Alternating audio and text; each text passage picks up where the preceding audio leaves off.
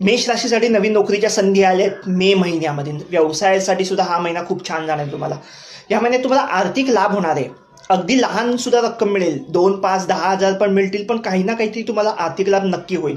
दुसरी गोष्ट म्हणजे तुमच्या संततीकडनं तुम्हाला सुख मिळेल. संतती काहीतरी असं नाव कमवेल की ज्याच्यामुळे तुमचं नाव मोठं होणार आहे. दुसरी गोष्ट, तुमचं मेष लग्न असेल तर जो सूर्य आहे तो आता वृषभ राशीमध्ये आहे. आणि जो गुरु आहे आता वृषभ राशीत जो गुरु येणार आहे तो सुद्धा तुमच्या द्वितीय स्थानातून येणार आहे.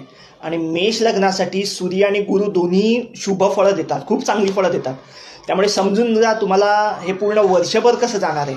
खूप छान संधी आहेत.